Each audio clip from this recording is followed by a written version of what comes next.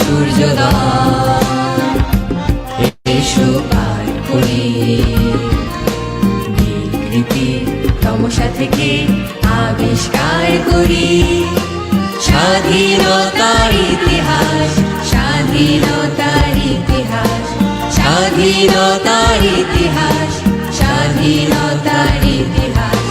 বই পড়া উৎসব ইনোভেটর, বই পড়া উৎসব ইনোভেটর, বই পড়া উৎসব ইনোভেটর, বই পড়া উৎসব ইনোভেটর, বই পড়া উৎসব ইনোভেটর, বই পড়া উৎসব ইনোভেটর। সবাইকে শুভেচ্ছা জানাচ্ছি ইনোভেটরের আজকের নিবেদন বই পড়া না পড়া আলোচনা অনুষ্ঠানে। আজ বিশ্ব বই দিবস। আমরা জানি যে ইউনেস্কো ঘোষিত এই দিবসটি 1995 সাল থেকে পৃথিবীর নানান দেশে দেশে পালিত হয়ে আসছে। তারই ধারাবাহিকতায় সিলেটের পাঠঋদ্ধ জীবনের খোঁজে ইনোভেটর এর আয়োজনে আজকে এই অনুষ্ঠানটি অনুষ্ঠিত হচ্ছে। আমি বইপ্রেমী সকল বন্ধুদেরকে যারা পৃথিবীর নানান প্রান্ত থেকে আজকের এই অনুষ্ঠানটি দেখছেন, আপনাদের সবাইকে আজকের এই অনুষ্ঠানে আমি স্বাগত জানাচ্ছি। আপনারা ইতিমধ্যে জেনেছেন যে আজকে আমাদের এই অনুষ্ঠানে অতিথি হিসাবে উপস্থিত আছেন বাংলা ভাষার বিশিষ্ট তাত্ত্বিক, প্রখ্যাত লেখক, গবেষক, ভারতের আসাম বিশ্ববিদ্যালয়ের প্রাক্তন উপাচার্য, আমাদের সকলের শ্রদ্ধেয় ব্যক্তিত্ব অধ্যাপক ডক্টর তপোধীর ভট্টাচার্য স্যার আমাদের সাথে যুক্ত হয়েছেন। আমরা ইনোভেটরের পক্ষ থেকে সকল বইপ্রেমী মানুষের পক্ষ থেকে স্যারকে অশেষ কৃতজ্ঞতা এবং শ্রদ্ধা জানাচ্ছি আজকের এই অনুষ্ঠানে যুক্ত হবার জন্য। আমাদের সাথে যুক্ত হয়েছেন ইনোভেটরের মুখ্য সঞ্চালক, আমাদের বই পড়া উৎসবের প্রাণ পুরুষ, প্রধান উদ্যোক্তা সিলেট সিটি কর্পোরেশনের কাউন্সিলর রেজওয়ান আহমদ আমাদের সাথে যুক্ত হয়েছেন আজকের এই অনুষ্ঠানে। আমরা বন্ধুগণ, আমরা আজকে এই অনুষ্ঠানটি আমরা স্যারের কথা শুনবো, বইয়ের কথা শুনবো, আমরা কিভাবে একজন নিবিষ্ট পাঠক হতে পারি, আমরা সেই আলাপেই আমরা যাব। আমরা শুরু করছি একটি বই বিষয়ক একটি ছড়া আমরা শুনবো। আমাদের সাথে যুক্ত আছেন সিলেটের সৃজনশীল সংগঠন পাঠশালার বন্ধু ঋত্বিক দেব পণ্য। তার ছড়া পাঠের মাধ্যমেই আমরা আজকের অনুষ্ঠানটি শুরু করছি। অনুরোধ জানাচ্ছি পণ্যকে তার ছড়াটি পাঠের জন্য। বন্ধু আমার বই, লিখেছেন বশির আহমদ জুয়েল। আমরা এখন কি করি? আসেন সবাই বই পড়ি, আড্ডা দিতে, মজা করতে বন্ধু পাবেন কই? আরে মশাই সবচেয়ে প্রিয় বন্ধু আমার বই। গল্প আছে, হাসি আছে, সুখ দুঃখ সবই আছে। বইয়ের পাতায় পাতায় সবাই ঠোকায়, ঠোকায় না বই। এই কথাটা রাখতে হবে সবার মাথায় মাথায়। বলুন এবার কি করি? সুযোগ পেলেই বই পড়ি। ধন্যবাদ। আমরা বই বিষয়ক একটি ছড়া পাঠের মাধ্যমে আজকের এই অনুষ্ঠানটি শুরু করলাম। অসংখ্য ধন্যবাদ পণ্যকে। সুপ্রিয় দর্শক, আপনারা যারা ইতিমধ্যে আমাদের সাথে যুক্ত হয়েছেন, সবার উদ্দেশ্যে বলছি আজকে আমাদের মধ্যে অধ্যাপক ডক্টর তপোধীর ভট্টাচার্য স্যার আছেন। আমার মনে হয় যে এই বঙ্গে আমাদের বৃহত্তর সিলেট, বিশেষ করে বাংলাদেশে যারা আমরা বাংলা ভাষাভাষী মানুষ আছি, সাহিত্য সংস্কৃতির সাথে যারা যুক্ত আছি, কারো কাছেই তপোধীর স্যারকে নতুন করে পরিচয় করিয়ে দেওয়ার কিছু নেই।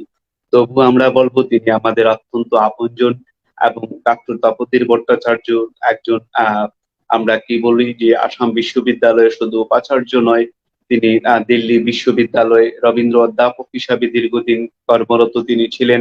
স্যার একই সাথে আমরা যাকে বলি ভারতের প্রফেসর এমিরেটাস হিসাবে তিনি দীর্ঘদিন কাজ করেছেন স্যার এখানে। এরপর আমরা যদি বলি যে স্যার এই পর্যন্ত স্যারের প্রায় 134টি গ্রন্থ কিন্তু প্রকাশিত হয়েছে।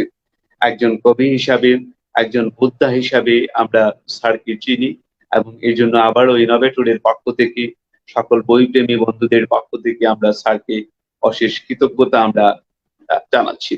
আমরা এ পর্যায়ে স্যারের কথাই যাচ্ছি, স্যারের কথা আমরা শুনবো। প্রথমেই যদি স্যার আমরা জানতে চাই যে আজকের এই অনুষ্ঠানে যুক্ত হয়ে, যেহেতু এই কথাটি সবার সিলেটের সাথে স্যারের একটি নারীর বিশেষ যোগসূত্রতা রয়েছে, আমরা যদি প্রথমেই স্যারের কাছে জানতে চাই এই সিলেটের একটি অনুষ্ঠানে যুক্ত হয়ে স্যারের কেমন লাগছে, যদি একটু আমাদের সাথে স্যার ভাগাভাগি করে নেন। ধন্যবাদ। এত ভালো একটা উদ্যম তোমরা নিয়েছো আজকে বিশ্ব বই দিবসে, এবং এখানে আমি আজকে এই চাক্ষুষ পরিচয় হলো যার সঙ্গে, তো তিনি আমার স্বজন। কি কোন ভিত্তিতে স্বজন? ওই যেটা বললে তুমি, আমি সিলেটে খুব একটা অপরিচিত নই, যদিও আমার বাড়ি এই দেশভাগ পরবর্তী ভারতবর্ষের একটা উত্তর পূর্ব প্রান্তের শিলচর শহরে, কিন্তু সে কথা থাক, এটা ঠিক আমি মনে করাতে চাই না, কারণ আমার কাছে আমি যতবারই সীমান্ত পেরিয়ে আসি, এই সীমান্তটাকে আমার একটা প্রকাণ্ড ঠাট্টা ছাড়ার কিচ্ছু মনে হয় না। এর কারণটা কি? কারণ হচ্ছে আক্ষরিক অর্থেই 14 বা 15 পুরুষ ধরে আমি কিন্তু সিলেটের পূর্ব প্রান্তে, আজকে যার নাম বিয়ানীবাজার, অর্থাৎ সাবেক নাম ছিল পঞ্চখণ্ড, তার নয়াগ্রাম নামে যে গ্রাম, তার সন্ততি। আর আজকে ওই গ্রামতুতো ভাই বলে যদি কিছু হয়, এই গ্রামতুতো ভাই আমার সামনেই বসে আছেন, সুতরাং তিনি আমার অতি অবশ্যই স্বজন। অতএব সিলেটের সঙ্গে, বিয়ানীবাজারের সঙ্গে আমার একেবারেই নারীর সম্পর্ক। তো তুমি যেটা প্রশ্ন করেছো, এত বলা যায় যে ঘর থেকে দূরে আপন হতে বাহির হয়ে বাইরে দাঁড়ার আহ্বান আমরা শুনি রবীন্দ্রনাথের গানের কল্যাণে, কিন্তু আমি বাহির থেকে ভেতরে এসেছি, এরকমই আমার মনে হয়। এটা আমার মনে হয় না যে তুমি একটা অন্য দেশে আছো, কিছু করার নেই সেটা। অনেকেই আছেন যারা শুনছেন, তারা একটা অন্য দেশে আছেন, কিন্তু আমি তো সিলেটেরই সন্ততি। অতএব আমার ভালো লাগছে বললে এটা কেমন যেন ফর্মালিস্টিক হয়ে যায়, তাই না? আমি সেরকম কিছু বলতে চাই না। একদম আক্ষরিক অর্থেই আমি বলতে পারবো, ঘরের ছেলে ঘরের আঙিনায় এসে দাঁড়ালাম আজ, এরকমই মনে হচ্ছে আজ আমার। হ্যাঁ, ধন্যবাদ স্যার। আপনাকে আমরা আমাদেরই অগ্রজ হিসাবে আমরা আপনাকে হৃদয়ে ধারণ করি। যে কথা আপনি বলছিলেন স্যার, বিয়ানীবাজার, পঞ্চখণ্ড, সিলেট, আসলে সেটি দেশভাগ বা সীমান্ত আমরা যাকে বলি, সেটি আমাদের কাছে এক একজনের কাছে এক এক রকমের দোতনা নিয়ে তৈরি হয়।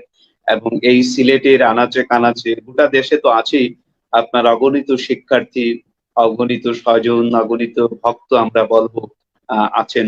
আমরা এই অনুষ্ঠানের আয়োজনের পর থেকেই আমরা বিভিন্ন ভাবে আপনার কথা শোনার জন্য ইতিমধ্যে আমাদের সামনে অনেক দর্শকও হাজির হয়েছেন, অনেকেই উন্মুখ হয়ে আছেন যে স্যারের কথা শুনবেন সেটি। স্যার, আমরা যেহেতু বই নিয়ে আজকে মূলত কথা বলবো, শুরুতেই যদি স্যার আপনার কাছে জানতে চাই, দীর্ঘ একটি জীবন আপনারা পেরিয়ে এসেছেন, তো আপনাদের শৈশব কৈশোরে স্যার আমরা যদি বলি বই পড়ার একাল সেকাল নিয়ে যদি একটু আমাদেরকে, বিশেষ করে আমরা যারা তরুণ প্রজন্মের পাঠক আছি তাদের সাথে যদি একটু বলেন স্যার, আপনাদের শৈশব কৈশোরে বই পড়ার চর্চা বা পাঠাগার চর্চাটা আসলে কেমন ছিল? এটা একটা খুব গুরুত্বপূর্ণ একটা প্রশ্ন, কোনো সন্দেহ নেই। এবং আমার ধারণা, আমি যেটা বলবো সেটা অনেকেরই অভিজ্ঞতার সঙ্গে, উপলব্ধির সঙ্গে হুবহু মিলে যাবে। তো শুনলে তো, আমি তো শিলচর শহরের বাসিন্দা, শিলচরেই আমার জন্ম। হ্যাঁ, আমার উৎসভূমি, আমার পিতৃভূমি বলে থাকি আমি, আমরা পঞ্চখণ্ড বিয়ানীবাজার, সেই হিসেবে আমি সিলেটের সারস্বত সন্তান নিশ্চয়। কিন্তু আমার তো একদম শৈশব থেকে কেটেছে শিলচর শহরে, এবং আমাদের সবারই জানা আছে এবছর 60 বছর পূর্তি হবে 1961 সালের 19শে মে। বাংলা ভাষার মর্যাদা রক্ষার জন্য 10 ভাই চম্পার একটি পারুল বোন আত্মাহুতি দিয়েছিল। তো আমরা যখন একেবারেই ছোট, সেই সময় থেকে আমাদের শহরটা কিন্তু খুব বড় না, সিলেটের তুলনায় তো নিতান্তই ছোট বলা যায়। যদি কেউ শিলচরে গিয়ে থাকেন তাহলে তারা আমার কথাটা বুঝতে পারবেন। যারা কখনো সিলেট বা এই সিলেটের কাছাকাছি কোনো জায়গা থেকে শিলচরে যাননি, তাদেরও কারুর কারুর খুব মজার মজার অভিজ্ঞতা শিলচর যাওয়ার পরে হয়েছে। এমন হয়েছে অনেকে ওই শিলচর গিয়ে মানে কোন ভাষায় কথা বলবেন এটা নিয়ে তার মনে প্রশ্ন এটা উঠতো। এটা ভারী সুন্দর করে বলেছিল আমারই একজন প্রিয় গায়ক, সিলেটের সন্তান, সিলেট শহরের। হ্যাঁ, তাকে অনেকে তার ডাক নামে চিনবে, এক ডাকে বান্না। অনেক বছর আগের কথা। সেজন শিলচর গিয়েছিল, সেন্ট্রাল রোড যেটা আমাদের একমাত্র বড় রাস্তা, একমাত্র বড় রাস্তা বলবো না, কিন্তু মানে সেটা সবচেয়ে গুরুত্বপূর্ণ রাস্তা। তো সেইখানে সে হোটেল থেকে বেরিয়েছে, আগের দিন সন্ধ্যার পরে পৌঁছেছিল, ভাবলো একটা পান খাওয়ার অভ্যাস আছে তার। তো পানওয়ালাকে গিয়ে সে ভাবছে পানটা তো একটা খাওয়া দরকার, যারা পান খায় তারা জানে সত্যি পানাসক্ত তারা। তো বান্না ভাবছে, তো বান্না বলে কি করবো, কিন্তু তার 1 মিনিটের মধ্যে তার দ্বিধা চলে গেল। দেখলো ওইখানে এসে খাঁটি সিলেটীয় উপভাষায় কথাবার্তা হচ্ছে পানওয়ালার সঙ্গে। পানওয়ালা হয়তো বাঙালিই নয়, সে হয়তো অন্য কোনো জায়গা থেকে এসছে ভারতের, কিন্তু সে একদম চুস্ট সিলেটিতে উত্তর দিচ্ছে। তখন তার সে আমাকেই গল্পটা করেছিল। পরেও আরো এরকম আরো অনেক মজার মজার গল্প আছে। তো সেই কথা থাক, আজকে এই কথা থেকে দূরে সরে যাচ্ছি। আমাদের ছেলেবেলায় আমরা যে শিলচর শহরে বড় হয়েছি, আমাদের ছিল একটা কমলা বুক স্টল। আমার মা, আজকে আমি যা হয়েছি, আমার জীবনে আমার মায়ের ভূমিকা সর্বাধিক। এবং ওই যারা ওই মাতৃরূপা, তাদের ভূমিকা আমার জীবনে সর্বাধিক। আমি পরিণত বয়সে যখন পিএইচডি করতে গেলাম, আন্তর্জাতিক খ্যাতিসম্পন্ন বিদুষী অধ্যাপিকা সুকুমারী ভট্টাচার্যের কাছে, তিনি আমার জীবনকে পুরোপুরি নতুন ভাবে গড়ে দিলেন। আর আরেকজন যিনি, তিনিও নারী, তবে তাকে মাতৃসমা বলতে পারবো না, অনুমান করে নাও প্রণব কে হতে পারে। তিনি আমার অর্ধাঙ্গিনী ডক্টর স্বপ্না ভট্টাচার্য, যিনি জীবনানন্দ গবেষক, এবং সিলেট কন্যাদের মধ্যে জীবনানন্দ নিয়ে গবেষণা সম্ভবত তার প্রথম তিনিই করেছিলেন। গুয়াহাটি বিশ্ববিদ্যালয় থেকে ডিগ্রিও পেয়েছিলেন। তো সে যাই হোক, তো তাদের ভূমিকা আমার জীবনে সর্বাধিক। আমি যা কিছু যদি কিছু হয়ে থাকি, আদৌ হয়েছে কিনা জানি না, তার এই তিনজনেরই ভূমিকা। তো মা, আমার বাবা একটু সংসারে থাকলেও একজন আধা দব্বেশের মতো ছিলেন। সংসারের কোনো ব্যাপারেই থাকতেন না, মাই ছিলেন সবকিছু। তো মা স্কুলে চাকরি করতেন, তো বাবাও করতেন যতদিন এমএলএ হননি। 62 সালে এমএলএ হয়েছিলেন আসাম বিধানসভায়। তো আমার মা মাইনে পেয়ে তিনি কিছু না কিছু কিনতে যেতেন। আমি এবং আমার ইমিডিয়েট ছোট ভাই, আমার যে ভাই, আমরা 3 ভাই 2 বোন, আমাদের নিয়ে রিক্সা করে, অন্য কোনো ভাবে যাওয়ার কথা কল্পনাই করা যেত না, তিনি যেতেন।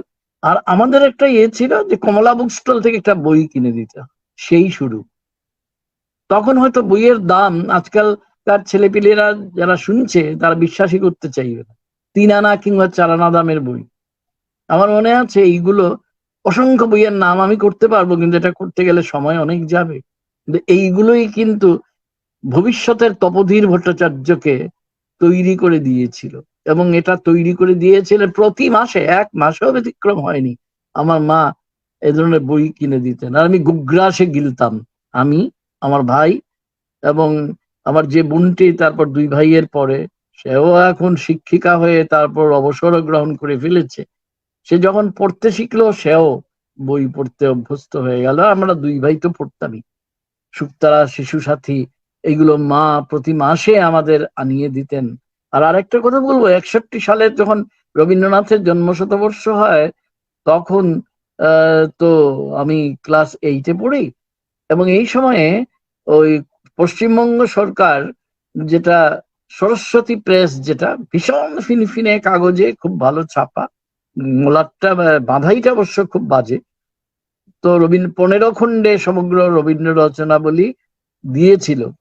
প্রতি মাসে আসতো, আমরা দুই ভাই মিলে কাড়াকাড়ি করে পড়তাম। আমার ভাই আরো ছোট আমার থেকে, ক্লাস 5-এ পড়তো, আমি পড়ার পরে সে বইটা পড়তো। এইভাবে ধীরে ধীরে এই বইগুলো পড়া অভ্যাসে দাঁড়িয়ে গেল।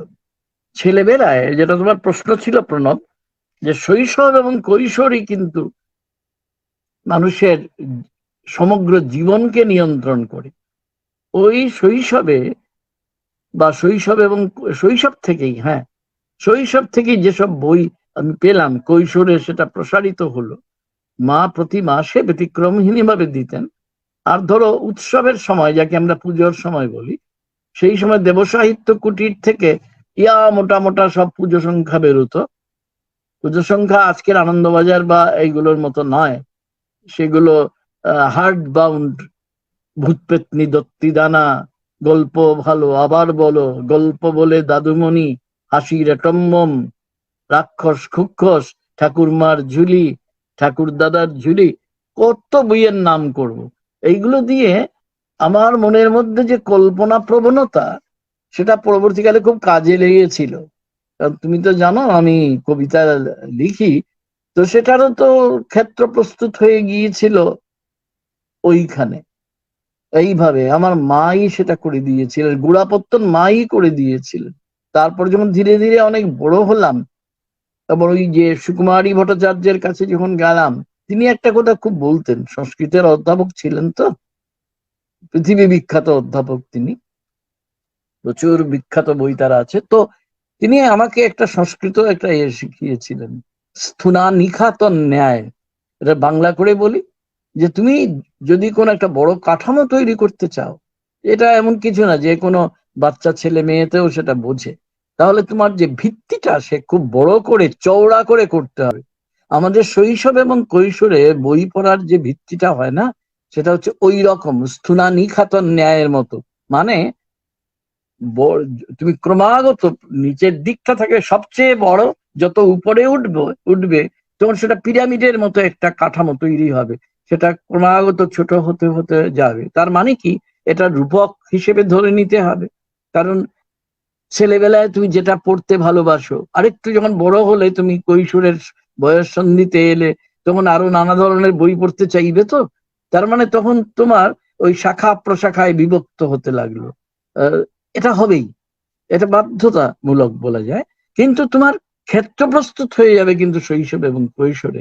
আমার সৌভাগ্য যে দশপ্রহরী, আমি পুরোনো একটা কথা বলি, দুর্গার মতোই বলা যায়।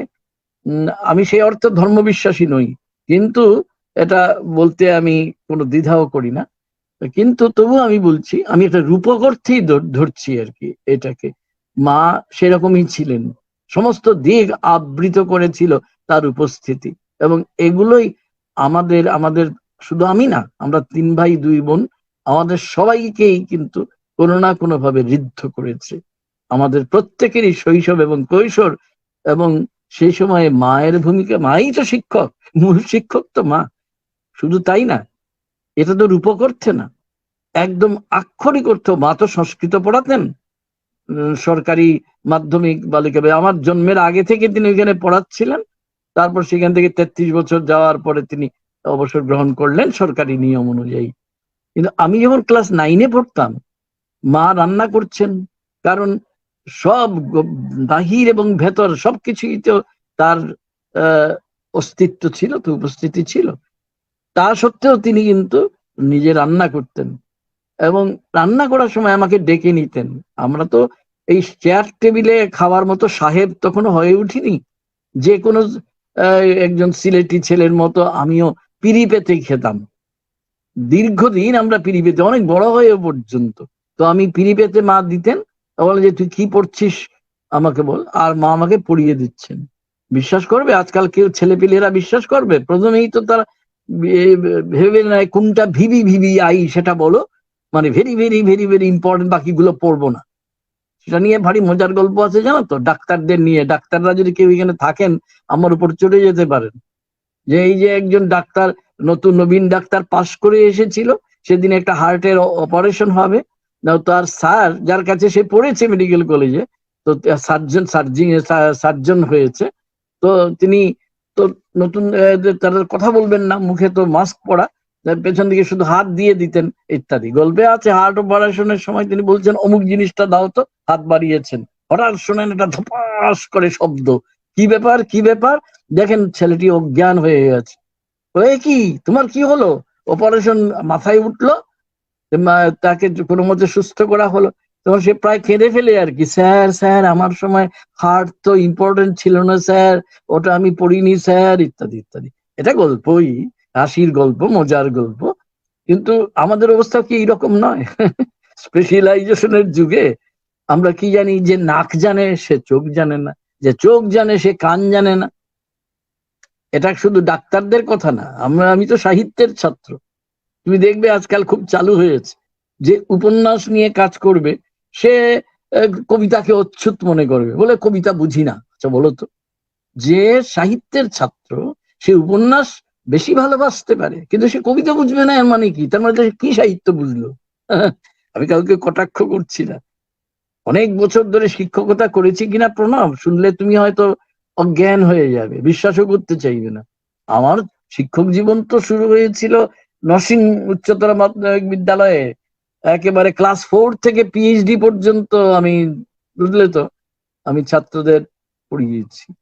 তো সেই কারণে আমি তোমাকে বলতে পারি যে ছাত্ররা সবসময়ই গ্রহিষ্ণু থাকে, আর আমিও গ্রহিষ্ণু ছিলাম। তো মা ওই আমাকে পিড়ি পেতে বসাতেন, আর ফার্স্ট পৃষ্ঠা থেকে শেষ পৃষ্ঠা পর্যন্ত হেল্পস, এই বইটা এখন পাওয়া যায় কিনা জানি না, helps to the studies of সংস্কৃতটা শিখিয়ে দিয়েছিলেন। এর ফল আমি পেয়েছি, সারা জীবন ধরে পেয়েছি। সমগ্র ব্যাকরণ কুমুদি, যেটা অন্যদের কাছে বিভীষিকা, এই মোটা ঈশ্বরচন্দ্র বিদ্যাসাগরের বই, এখানে প্রথম পৃষ্ঠা থেকে শেষ পৃষ্ঠা পর্যন্ত মাই আমাকে পড়িয়ে দিয়েছিলেন। তো মাই তো আমার প্রথম শিক্ষক, তাই না? এবং আক্ষরিক অর্থে, রূপক অর্থে, সব অর্থে, যে অর্থেই তুমি ধরো। তো এইভাবে বইয়ের প্রতি যে ভালোবাসা, সেটা আমার এরকম ভাবে তৈরি হয়ে গিয়েছিল। আর হয়েছিল বলে অনেকের যেটা থাকে বইয়ের প্রতি ভীতি, এটা সে যত মোটাই নিয়ে হৃষ্টপুষ্ট বই আমাকে দাও না কেন, আমার যদি আগ্রহ থাকে আমি তো বাপু ভয় পাবো না। একটা গ্রিক ভাষায় একটা মজার প্রবাদ আছে জানো, প্রথম মূল গ্রিকটা বলি, মেগা বিবলিয়ন মেগা কাকন, মানে হচ্ছে বড় বই মানে বড় জঞ্জাল। আমি এটা মনে করি না। চতুরঙ্গ তো ইয়া ছোট, প্রায় এই তোমার বিচ্ছিরি উপমা হবে, রবীন্দ্রনাথ রাগ করবেন তাই বললাম না। তো সেই রকম তার ঝাঁঝটা বেশি, কিরকম একটা লঙ্কা আছে না যার ঝাঁঝ বেশি থাকে। আবার জুড়াদিঘির উদয়াস্ত, যেটা থেকে সিনেমা হয়েছিল প্রমথনাথ বিশি মশাইয়ের, আমার মনে আছে আমি শিলংয়ে বেড়াতে গিয়েছিলাম, আমার মাসির বাড়ি ছিল, মামার বাড়ি ছিল সেখানে, এবং সেইখানে না খেয়ে দিয়ে পাগলামো করতাম। একেবারে বসেছি, খাই না দাই না, কিন্তু আমি খুব দ্রুত পড়তে পারি, সম্ভবত এখনো বোধহয় পারি। তো আমি একেবারে পুরো বই শেষ না করে আমি উঠিনি, কই আমার তো অসুবিধে হয়নি।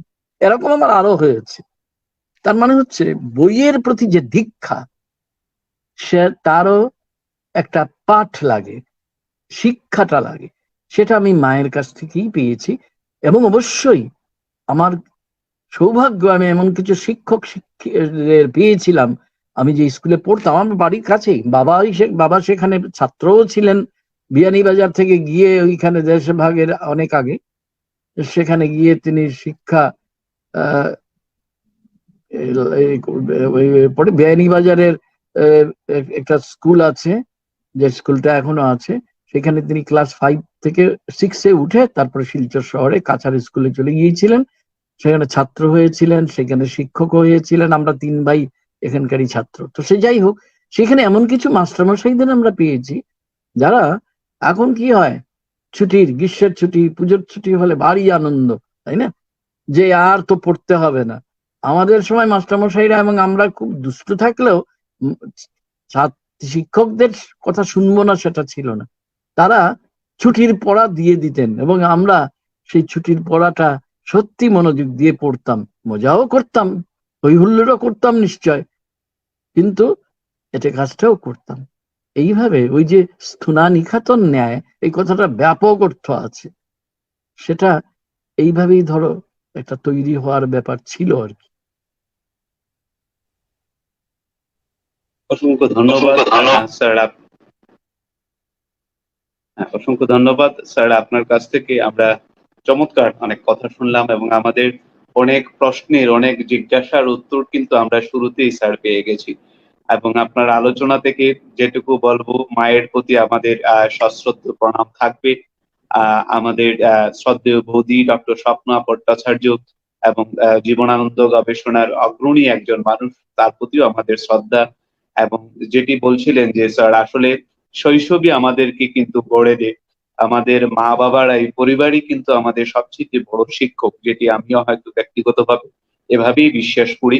যে পরিবার আমাকে যেভাবে বানাবে, আমার মা বাবা আমাকে যেভাবে গড়ে তুলবে, আমার শিক্ষকরা যেভাবে গড়ে তুলবে, আমি আসলে তেমন মানুষই হব। এবং এখন যেটি হচ্ছে স্যার, যে বইয়ের পড়ার ক্ষেত্রে আমরা অনেক সময় বলি যে কিভাবে আমরা বই পড়া শুরু করব, আমরা কিভাবে বই আমরা নির্বাচন করব, এটিও একটি বিষয়।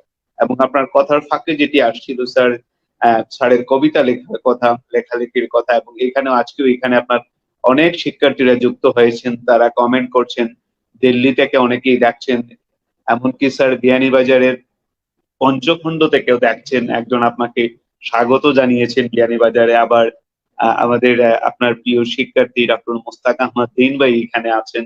এইরকম আমাদের অনেক আমাদের প্রশাসনের অনেক উচ্চ পদস্থ আপনার যারা গুণমুগ্ধ শ্রোতা অনেকেই এখানে যুক্ত হয়েছেন। আমি সবাইকে এই আয়োজনের পক্ষ থেকে, ইনোভেটরের পক্ষ থেকে আমরা স্বাগত জানাচ্ছি, কৃতজ্ঞতা জানাচ্ছি। আসলে আজকের এই দিনে আমরা স্যারকে নিয়ে বসেছি এইরকম আমরা গল্প করার জন্য, আমরা স্যারের কথা শোনার জন্য, স্যারের পরামর্শ আমরা গ্রহণ করার জন্য।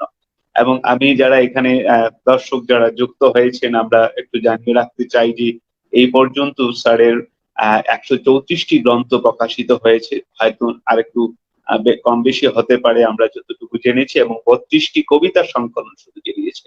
এবং প্রথম যে স্যারের কবিতা গ্রন্থটি, যেটি কাব্যগ্রন্থ, আমাদেরকে আজও আমাকে মন্ত্রমুগ্ধের মতো টানে, যে তুমি সেই প্রেরিত কুসুম, তুমি সেই প্রেরিত কুসুম নামে স্যারের যে প্রথম কাব্যগ্রন্থটি, এটি চমৎকার একটি কাব্যগ্রন্থ। আমরা আজকে যারা এই অনুষ্ঠানটি দেখছি, আমরা সবার কাছে অনুরোধ জানাবো যে আসলে আসুন আমরা সেই বইগুলো পড়ি, সেই কাব্যগ্রন্থ বলি, আমাদের যার ভালো লাগার জায়গা যেখানে আছে সেই জায়গাটা নিয়েই আমরা কাজ করি।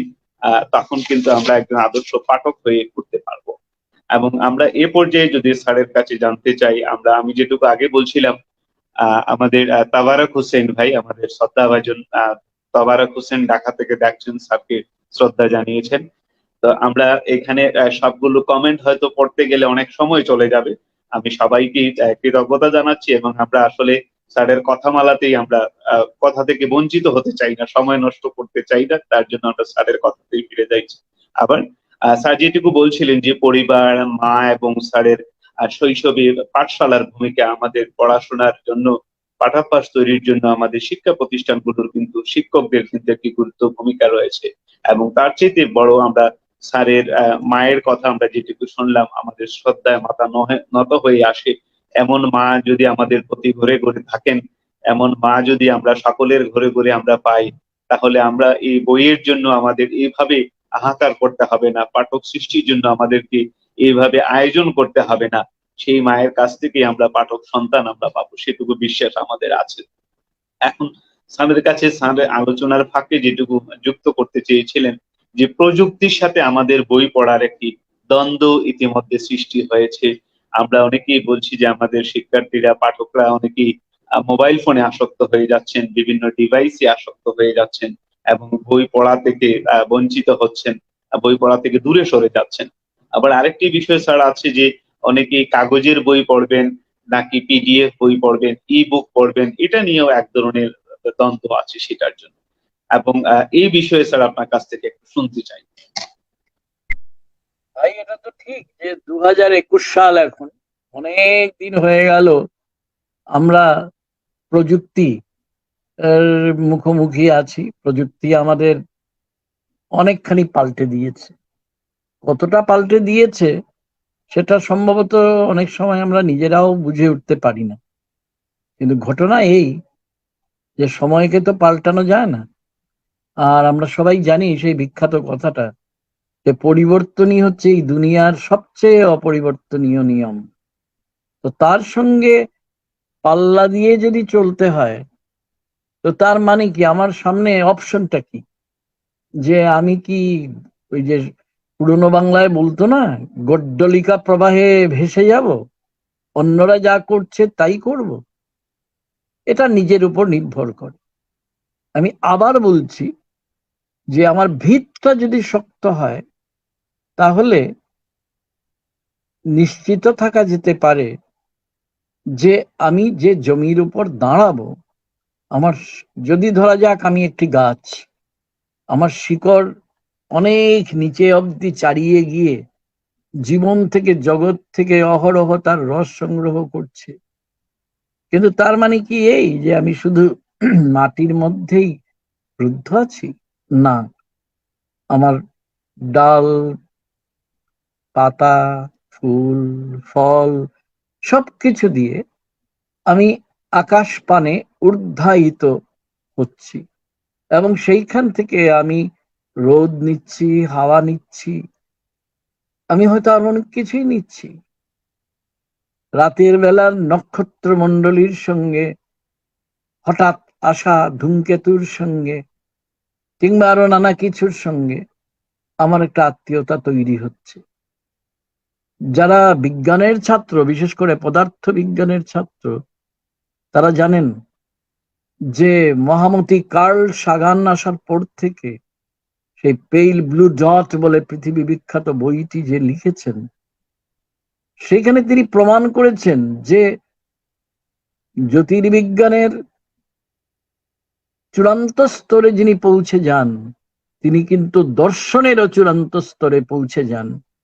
অর্থাৎ ঝগড়াটা আমরা যারা অল্পের মধ্যে থাকি, আমি অল্প লইয়া থাকি তাই মোর যাহা যায় তাহা যায়, তুমি দার্শনিক, অমুক সমাজতাত্ত্বিক, অমুক সাহিত্য শাস্ত্রবিদ, অমুক বিজ্ঞানী, অমুক ইতিহাসবিদ, এই সমস্ত নানা ভাগে আমরা বিভক্ত করি।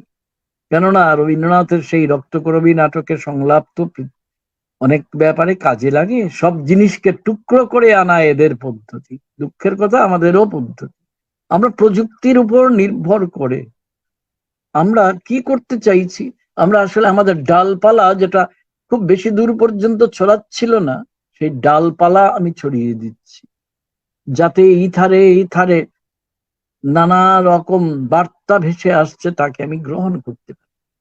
কিন্তু আমার এটা ঠিক করে নিতে হবে, এবং এটাই তো আমার পরীক্ষা। জীবন তো একটা পরীক্ষাগার, এবং এটা তো আপ্তবাক্য নয়, এটা তো জীবন দিয়েই জীবনকে বুঝে নিতে হয়, অন্য কোনো পথ তো নেই।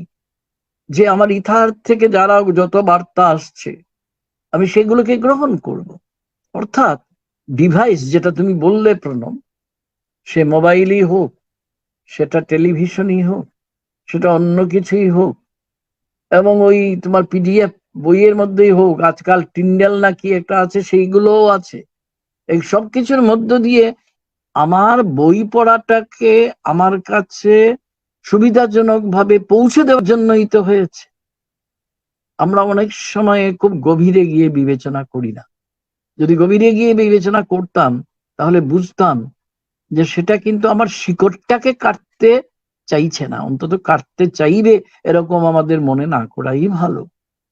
বরং আমার ডালপালাকে প্রসারিত করতে চাইছে, আমাকে আরো গ্রহিষ্ণু করতে চাইছে। কিন্তু আমরা তো ওইভাবে ভাবি না, আমাদের তো গোড়ায় গলদ হয়ে গেছে। আমরা ওই তার বাহ্যিক বা বহিরঙ্গ যে দিকটা সেটা দেখি, ভাবি যে যান্ত্রিক ভাবে, প্রযুক্তিগত ভাবে আমার কি কি সুবিধে হলো, সেটাই হচ্ছে গিয়ে সবচেয়ে বড় বিচার্য। কেন আমরা এটা ভাবছি না যেটা আমার কাছে এমনিতেই আমি যেটা পেতাম না শিলচরে বসে, বা তুমি আছো সিলেটে, প্রণব, বা অন্যরা যারা বিভিন্ন জায়গা থেকে দেখছেন, আমি জানি দেখছেন অনেকে, ঢাকা থেকে তো শুনলামই, তো আরো আছেন, আরো আছেন, আরো কেউ কেউ বিভিন্ন জায়গা থেকে দেখছেন।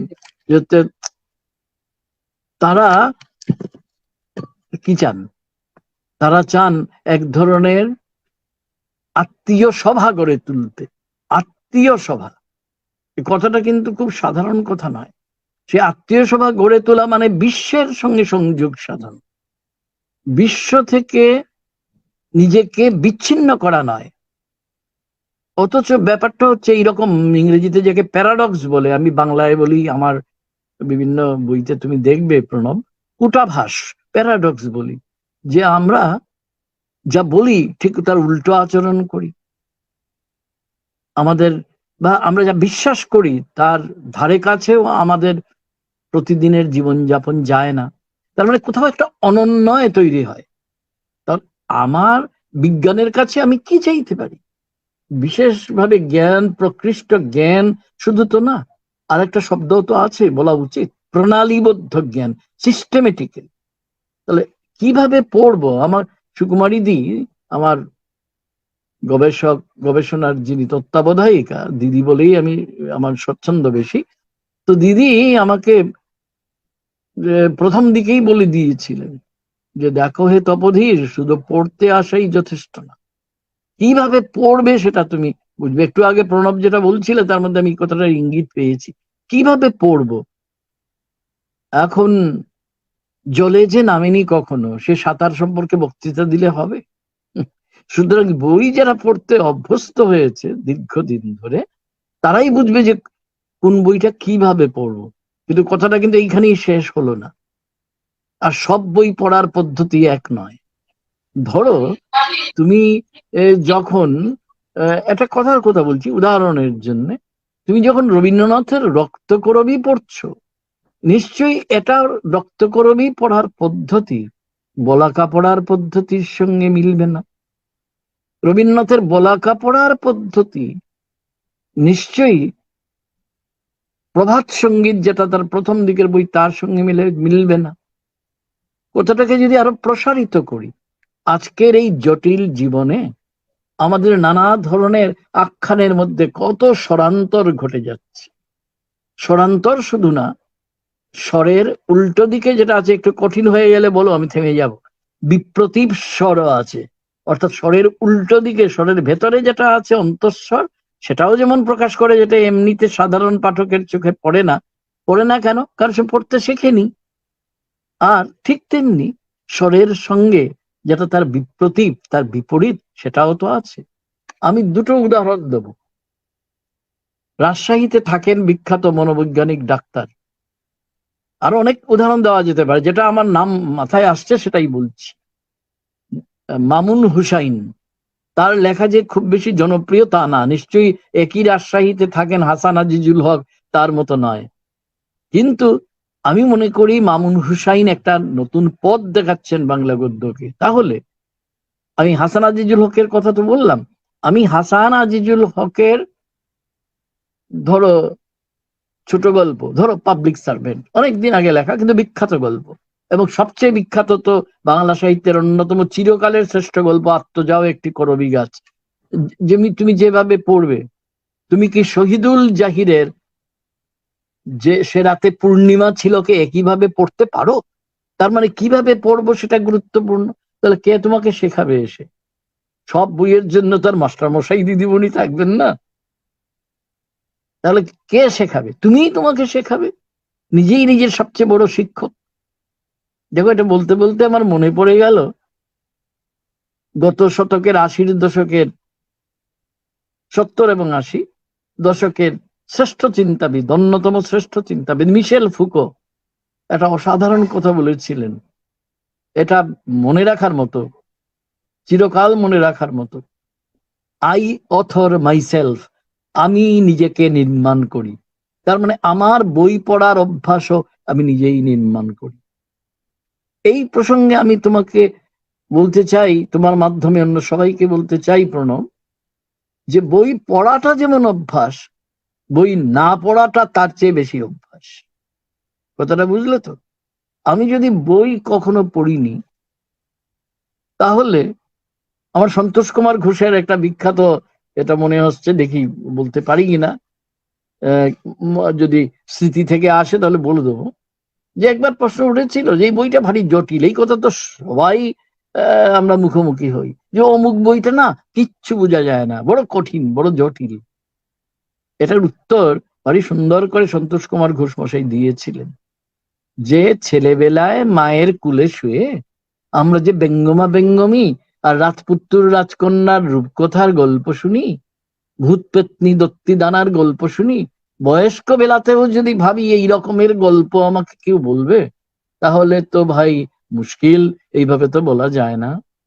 তার মানে সময়ের সঙ্গে সঙ্গে তুমি যত বয়স্ক হবে, তোমার পরিণতি হবে তো পাঠক হিসেবে, এবং নেচের স্বভাবতই তুমি তোমার পড়ার অভ্যাসটাও পাল্টে নেবে, পাল্টাতে পাল্টাতে এগোবে। শুধু তাই না, আজকে অন্য একটা প্রসঙ্গে বাড়িতেই কথা বলছিলাম আর কি, বলছিলাম যে ম্যাডাম স্বপ্না ভট্টাচার্য, তারাশঙ্কর বলছিলেন যে আমাকে, আমাদের আছে তো সব রচনা বলি, যে তারাশঙ্করটা অনেক দিন পড়া হয়নি, চলো আবার নতুন করে পড়ি। আমরা তুমি পড়ো, এখন আমার একটা অন্য, এটা আমি পরে পড়ছি। প্রথম খণ্ডটা দিলাম, তো দিতে গিয়েই আর মনে পড়লো আজকে তো প্রণবের সঙ্গে বসার একটা ব্যাপার আছে। তারপরে কথাটা ভুলেও গিয়েছি, কিন্তু কথা হচ্ছে আমি আজকে যখন পড়বো, ধরো তারাশঙ্করের কথা যখন উঠলো বলবো, আমি তার কবি উপন্যাস পড়ে যখন প্রথম পড়েছিলাম আমার যে প্রতিক্রিয়া হয়েছিল, আজকে এত বছর, প্রায় 40 বছর ধরে না, কম বেশি হতে পারে, পরে আমার কি সেই একই প্রতিক্রিয়া হবে? এমন তো হতেই পারে যে তার হাসুলি বাঁকের উপকথাটা আমার বেশি ভালো লাগছে, বা হতেই পারে গণদেবতা আমার বেশি ভালো লাগছে। এটা নিয়ে তার ঝগড়া করে লাভ নেই। কার সঙ্গে ঝগড়া করব? আমি নিজের সঙ্গে। কারণ আমি যখন নিজেকে প্রতি মুহূর্তে ভাঙছি, নতুন করে গড়বো বলে, তোমায় নতুন করে পাবো বলে হারাই ক্ষণে ক্ষণ অমর ভালোবাসারই ধন, এত শুধু ভালোবাসার কথা না, এত হচ্ছে বইয়ের উদ্দেশ্যও বলা যায়। তোমাকে নতুন করে পাবো বলে মাঝে মাঝে তোমার কথা ভুলতে হবে। ভুলতে হবে এই অর্থে যে ভুলবো যখন, তখন নতুন করে আবার তোমার কাছে আসবো। কেননা নতুন পাঠে, পুনঃ পাঠে আমরা নতুন একটা অর্থ আবিষ্কার করবই। কোনো না কোনো ভাবে তুমি যদি নতুন একটা তাৎপর্য খুঁজে না পাও, তাহলে তোমার পড়াটাই তো বৃথা। সেই জন্য আমরা কিভাবে পড়বো, এটার উত্তরটা একটু অন্যভাবেও দেওয়া যায়। এমন ভাবে পড়বো যাতে পুরনো বইয়ের থেকে নতুন তাৎপর্য আমরা খুঁজে নিতে পারি, এবং খুঁজে আমরা নেবই। যদি খুঁজে না পাই, তাহলে বুঝতে হবে সমস্যাটা তোমার না, সমস্যাটা বইয়ের মধ্যেই আছে। ধরো, মনেই পড়ে গেল যখন বলে দিচ্ছি, যে সমরেশ বসুর বিবর যখন অল্প বয়সে পড়েছিলাম 60-এর দশকে, তখন আমি তরুণ, পড়েছিলাম, অন্যদের মতো আমারও দারুণ লেগেছিল। কিন্তু আজকে নিতান্ত বাধ্য না হলে আমি কিন্তু আর বিবর পড়বো না। যা বুঝবার বুঝে নাও তুমি তা থেকে। কারণ আমার কাছে তার মানে একটা টেক্সটের, একটা বয়ানের একটা নিজস্ব জন্ম আছে, যেটা তোমার ইচ্ছা অনিচ্ছার উপর নির্ভর করে না। বয়ানের জন্ম আছে, বয়ানের মৃত্যু আছে। এবং সেটা কিভাবে নির্ধারিত হয়? পাঠক হিসেবে তুমি কতটা গ্রহিষ্ণু মন নিয়ে তার কাছে যেতে পারছো, কতটা তুমি পাচ্ছ। শুধু কাছে যাওয়াটাই যথেষ্ট না, তুমি তার কাছে কতটুকু পাচ্ছ। সেই টেক্সটের কিন্তু একটা নিজস্ব জীবন আছে, যেটা যারা অনুভব করে শুধু তারাই বুঝতে পারে। এবং সেই উত্তম পাঠক যে এটা বুঝে নেয়, তার মনের গভীরে বুঝে নেয়, তার সত্তার গভীরে একটা আলোড়ন বোধ করে যে এটা পড়ে তো একটা নতুন কিছু মনে হচ্ছে, আগে তো সেটা ভাবিনি। এমন হতেই পারে অনেক দিন আগের একটা বই বারবার পুনরাবিষ্কৃত হয়। সেই বই পুনরাবিষ্কৃত হয়, যে বই এক জীবনে যার জন্ম জন্মান্তর ঘটে যায়। এটা তো শুধু কবির কথা নয়, এটাই হচ্ছে তাই। শেক্সপিয়ারের হ্যামলেট তোমার তো ভালো লাগে কেন বলতো? শেক্সপিয়ারের হ্যামলেট সেই কত আগে বেরিয়েছিল বলতো, সেই 16 শতকের একেবারে প্রথম দশকে, তাই না? প্রথম দশকে একেবারে শূন্য দশক আমরা আজকাল বলাটা খুব চালু হয়েছে, 1503-4 এরকম। কিন্তু তারপরে কত যুগ এলো গেল, অগাস্টান যুগ এলো, এইজ অফ রিজন এলো, ইংরেজিতে বলছি, ইংরেজি সাহিত্যে এলো, এলো ক্লাসিক্যাল যুগ, নিও ক্লাসিক্যাল যুগ পোপ ড্রাইডেনের সময়, এলো রোমান্টিক যুগ শেলি, কিটস, ওয়ার্ডসওয়ার্থ, কোলরিজদের সময়। তারপরে এলো একটা সংশয়ের যুগ, এলো মডার্নিটির যুগ, আধুনিকতার যুগ, আধুনিকতারও অবক্ষয় এলো। এবং তারপর আমি মনে করি না যদিও, কিন্তু একটা পোস্ট মডার্ন ভাবনাও তো আছে। আমার কাছে একটা বই আছে আমার নিজস্ব গ্রন্থাগারে, যার খানিকটা ছবি তুমি দেখতে পাচ্ছ আমার পেছনে দেখা যাচ্ছে। তো সে পোস্ট মডার্ন শেক্সপিয়ার বলে একটা বই আছে, এটা দুর্দান্ত, কত রকম ভাবে। তাহলেই এবার আরেকটা গুরুত্বপূর্ণ কথা যে না বললেই নয় প্রণব, সব তো আর গল্প বই নয়, ব্যঙ্গমা ব্যঙ্গমীর গল্প তো নয়, রাজপুত্তুর রাজকন্যার গল্প তো নয়। এই জন্য নিজের প্রস্তুতিটা খুব দীর্ঘ হওয়া চাই। এটা সুকুমারী দি আমাকে প্রায়ই বলতেন যে নিজেকে তৈরি করো। কেন তৈরি করো তিনি বলতেন, দেখো নিজের জায়গায় তোমাকে দুর্ধর্ষ হতে হবে, যাতে যে কোনো প্রশ্নই আসুক তোমার কাছে মীমাংসার জন্যে, তুমি যেন কোনো না কোনো ভাবে তার একটা উত্তর দিতে পারো। এটাকে মিখাইল বাখতিন আমাদের শিখিয়েছেন, এটা আমার খুব প্রিয় শব্দ, প্রত্যুত্তর যোগ্যতা। আমি তো আর রাশিয়ান জানি না, ইংরেজিতেই পড়েছি। তো আনসারেবিলিটি, প্রত্যুত্তর যোগ্যতা, প্রত্যুত্তর দেওয়ার মতো যোগ্যতা আমরা অর্জন করতে হয়, এটা বড় কঠিন কাজ।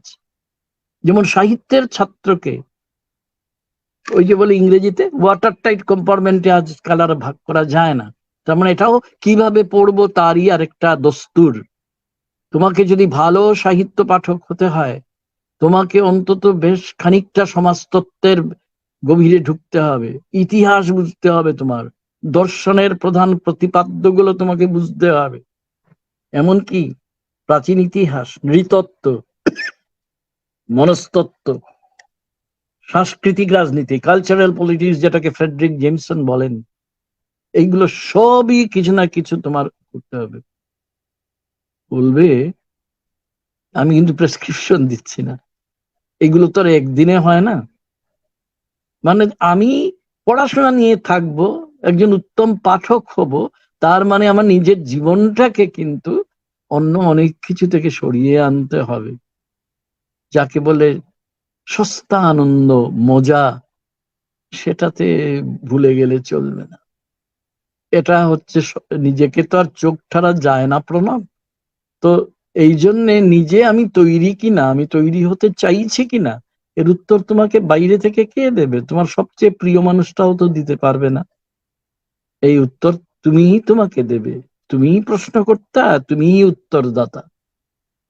কারণ তোমার প্রত্যুত্তর যোগ্যতা তুমি অর্জন করেছো কিনা, এবং বই পড়েই সেটা অর্জন করতে হবে। আজকে যে বিশ্ব বই দিবস হচ্ছে, তো বইয়ের প্রতি ভালোবাসা, এই ভালোবাসার কোনো বিকল্প হয় না। তুমি শুরুতে বলছিলে না, বা তোমাদের গানের মধ্যেও ছিল, যে বইয়ের মতো তো বন্ধু হয় না। অন্য সবাই তোমাকে প্রতারণা করতে পারে, বই কখনো প্রতারণা করবে। দেখছো না, বেশি তত্ত্ব কথা বলার দরকার নেই, যখন মন কিচ্ছু ভালো থাকে না, যখন এমনকি রবীন্দ্রসঙ্গীতও শুনতে ইচ্ছে করে না, বা খুব পছন্দ করা অতুল প্রসাদের গান বা নজরুলের কিছু গান আছে, কিংবা দ্বিজেন্দ্রলালেরও খুব ততটা নেই, যাই হোক, কিংবা অন্য কোনো গান, যে সেটাই গুরুত্বপূর্ণ না কোন গান, তখন সেটাও ভালো লাগছে না, তখন তুমি একটা বই নিয়ে দেখো, বুঁদ হয়ে যাবে তুমি একেবারে। এই যে বুঁদ হয়ে যাওয়ার যে ব্যাপারটা, এটাই প্রমাণ করে তুমি ভালো পাঠক না গড়পড়তা পাঠক। এই জন্যই নিজেকে তৈরি করার কথা আমি বারবার করে বলছি। কারণ ওই যে ফুকোর কথাটা, আই অথর মাই সেলফ, আমি নিজেকে নিজে নির্মাণ করি। তোমার সত্তাকে তুমি নির্মাণ করবে না তো কি বাইরে থেকে কে করে দেবে? তোমার মা, তোমার বাবা, তোমার শিক্ষক শিক্ষিকা, তোমার অতি প্রিয়জনকে যারা, তারা তোমাকে হয়তো হাত ধরে অনেক দূর পর্যন্ত এগিয়ে যাবে, কিন্তু তোমার হাঁটা তো তোমাকেই হাঁটতে হবে। তুমি যদি দৌড়তে চাও, তোমার বাবা এসে দৌড়ে দিলে তো হবে না তোমার জন্য। বা পুণ্য এসে যদি দৌড়ে যায় তাহলে কি তোমার হাত দৌড়ানো হবে? সুতরাং তোমার দৌড়টা তোমাকেই দিতে হবে, এই প্রস্তুতির কোনো বিকল্প নেই। এবং এইখানে চট জল দিয়ে কিচ্ছু লাভ হবে না। যারা মনে করে সদ্য সদ্য ফল পাবো, আমি বেশিরভাগই তাই, বই পড়া তাহলে তাদের জন্য একটা একটা বিশেষ জায়গায় গিয়ে থেমে যাবে, তারা এগোবে না। এগোবো কিনা আমি, সেটা তো আমাকেই ঠিক করতে হবে। আমি যা ভাবি তা বললাম আর কি খানিকটা। অসংখ্য ধন্যবাদ স্যার। আমরা মন্ত্রমুগ্ধের মতো আপনার কথা শুনছিলাম এবং আমরা ঋদ্ধ হচ্ছিলাম, সমৃদ্ধ হচ্ছিলাম। নানা আঙ্গিকে আপনি বই পড়ার, যেটি আমি আগেও বলছিলাম যে আমাদের অনেকগুলো প্রশ্নের উত্তর, অনেকগুলো জিজ্ঞাসার উত্তর আমরা স্যারের আলাপ থেকে আমরা পাচ্ছি। আমাদের সাথে যারা দর্শক যারা যুক্ত আছেন তাদেরকে অসংখ্য ধন্যবাদ জানাচ্ছি। অত্যন্ত চমৎকার উৎসাহব্যঞ্জক মন্তব্য প্রদান করে তারা আমাদেরকে ঋদ্ধ করছেন, এটিও ইনোভেটরের জন্য একটি বড় পাওয়া। এবং স্যার যেটি বলছিলেন যে আজকে হ্যামলেটের কথা বলছিলেন, শেক্সপিয়ারের কথা বলছিলেন, আমি সবার উদ্দেশ্যে বলতে চাই আজ 23 এপ্রিল আমাদের ইংরেজি সাহিত্যের বিখ্যাত লেখক উইলিয়াম শেক্সপিয়ারের জন্ম এবং মৃত্যু দুটো দিবসই 23 এপ্রিল। আমরা আজকের এই আয়োজনের পক্ষ থেকে উইলিয়াম শেক্সপিয়ারকে গভীর শ্রদ্ধার সাথে আমরা স্মরণ করি। এবং এই মুহূর্তে আমরা স্যার যেটুকু বলছিলেন যে ইনোভেটরের কথা আসছিল, আমরা দীর্ঘদিন যাবত আমরা বলবো যে বইকে ভালোবেসে আমরা যদিও সিলেটে উপর ভিত্তি করে ইনোভেটর সংগঠনটি পরিচালিত হচ্ছে, কিন্তু মূলত এর কার্যক্রম এখন সারা বাংলাদেশেই ছড়িয়ে যাচ্ছে।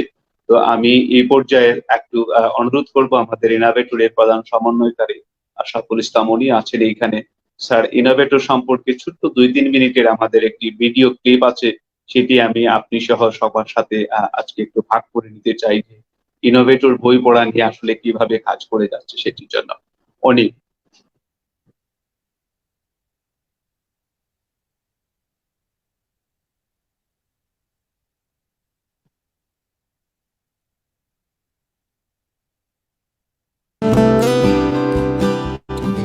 বই জীবনের অন্যতম শ্রেষ্ঠ বন্ধু। সাহিত্য চর্চার মাধ্যম দূর করে মনের অন্ধকার। ইতিহাসের পাঠও হয় বইতে। এ বইয়ের মাধ্যমেই তরুণ প্রজন্মকে মুক্তিযুদ্ধের সঠিক ইতিহাস জানাতে 2006 সালে ইনোভেটর নামে উন্নয়ন প্রয়াসী সংস্থা গড়ে তোলেন সিলেটের কয়েক যুবক। আমরা মুক্তিযুদ্ধের কথা বলি, আমরা মুক্তিযুদ্ধের ইতিহাস তরুণ প্রজন্মকে জানার জন্য বলি। এই জন্যই আমাদের স্লোগান হচ্ছে যে জ্ঞানের আলোয় অবাক সূর্যোদয়, এসো পাঠ করি বিকৃতির তমসা থেকে আবিষ্কার করি স্বাধীনতার ইতিহাস। এই মন্ত্র বুকে ধারণ করে শিক্ষার্থীদের হাতে তুলে দেওয়া হয় মুক্তিযুদ্ধের বই। পাশাপাশি আয়োজন করা হয় বই পড়া উৎসবের। এতে অংশ নেয় বিভিন্ন স্কুল, কলেজ ও বিশ্ববিদ্যালয় পর্যায়ের শিক্ষার্থীরা। কেবল পতাকা দেখি, কেবল উৎসব দেখি, স্বাধীনতা দেখি, তবে কি আমার ভাই আজ ওই স্বাধীন পতাকা? তবে কি আমার বোন তিমিরের বেদিতে উৎসব? মুক্তিযুদ্ধের সঠিক ইতিহাস জানাতে বই পড়া উৎসব নিয়ে শুরুর দিকে পড়তে হয়েছে স্বাধীনতা বিরোধীদের রোষানলে। লক্ষ্যে অটুট থেকে সাহসের সাথে তা মোকাবেলা করে চলছে সংগঠন সদস্যরা। আমাদের যে সমাজের যে অবক্ষয়ের সময়, যে আমরা এই 11 বছরে 7,000 শিক্ষার্থীকে যে বই পড়াইতে পেরেছি, অবশ্যই এটার একটা ইতিবাচক দিক আছে।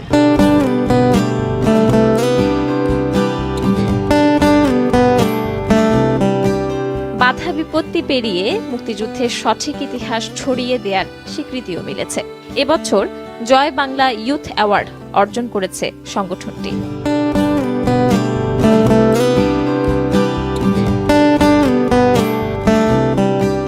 বই পড়া উৎসবে 100 টাকার বিনিময়ে নিবন্ধন করতে পারে ইচ্ছুক শিক্ষার্থীরা। তারপর প্রতি বছর ডিসেম্বরে উৎসবের মধ্য দিয়ে তুলে দেওয়া হয় মুক্তিযুদ্ধের বই। আর এই উৎসবে অংশ নিয়ে শিক্ষার্থীদের অনুপ্রেরণা যোগান দেশের খ্যাতিমান লেখক ও বিশিষ্টজনেরা। স্যার, আমরা যেমনটি সবার সাথে ভাগ করে নিয়েছিলাম যে 2006 সাল থেকে আমরা ইনোভেটরের মাধ্যমে নানাবিধ আমরা বই পড়া উৎসব, যে শব্দটি আপনারা সবাই শুনেছেন, এটি হচ্ছে আমাদের সবচেয়ে বড় উৎসব প্রত্যেক বছর আমরা। এবং একটা বিশেষ বিষয় সবার সাথে স্যার সহ শেয়ার করতে চাই যে আমরা শুরু থেকেই মুক্তিযুদ্ধের ইতিহাস কেন্দ্রিক বইগুলোর উপর আমরা প্রাধান্য দিয়েছিলাম। আমরা 2006 সাল যখন বাংলাদেশের ইতিহাসের একটি ঘোর দুর্যোগপূর্ণ সময় আমরা বলবো, ইতিহাস বিকৃতির একটি সময় ছিল, মৌলবাদের উত্থান, জঙ্গিবাদের উত্থান যখন ছিল, তখন ইনোভেটর মনে করলো যে আমরা আমাদের তরুণ প্রজন্মের কাছে যদি আমাদের মহান মুক্তিযুদ্ধের ইতিহাসটি পৌঁছে দিতে পারি, তাদেরকে যদি দেশপ্রেমে উদ্বুদ্ধ করতে পারি, তখন বোধহয় দেশের প্রতি তাদের দায়বোধটা আরো গভীর হবে। সেই লক্ষ্য থেকেই কিন্তু ইনোভেটর যাত্রা শুরু করেছিল। এবং এখন পর্যন্ত গত বছর আমরা, এই বছর যেহেতু এখন আমরা করোনা মহামারীর কারণে অনলাইনে আমাদের কার্যক্রম পরিচালিত হচ্ছে, আমরা বই পড়া উৎসবের পাশাপাশি নিয়মিত পাঠচক্র, বই নিয়ে সেমিনার, এইরকম আলাপ আলোচনা সর্বান্তকরণে আমরা যে চেষ্টাটুকু করছি যে আমাদের এই সমাজটা যেন বইয়ের হয়, আমাদের তরুণ প্রজন্ম যারা আছে তারা যেন বইয়ের আলোয় তারা যেন বেড়ে উঠে, সেই কাজটি কিন্তু আমরা করার চেষ্টা করছি। আমরা আবারও একটু স্যারের কাছে ফিরে যেতে চাই। আমরা স্যারের কাছে যেটুকু জানতে চাই এই পর্যায়ে যে আমরা অনেক সময়, একটা সময় আমরা দেখতাম স্যার যে আমাদের পারিবারিক ভাবে সবার ঘরেই একটি বইয়ের লাইব্রেরি থাকতো, বইয়ের সেলফ থাকতো, কিছু না হলেও তার ঘরে নানান ভাবে কিছু বই থাকতো। এবং স্যার ভালো বলবেন যে পাড়ায় পাড়ায় এক সময় আমাদের পাঠাগার ছিল, পাড়ায় মহল্লায় নানান রকমের পাঠের সুযোগ ছিল আমাদের, সেই জায়গাটা আমরা অনেকটা হারিয়ে ফেলেছি।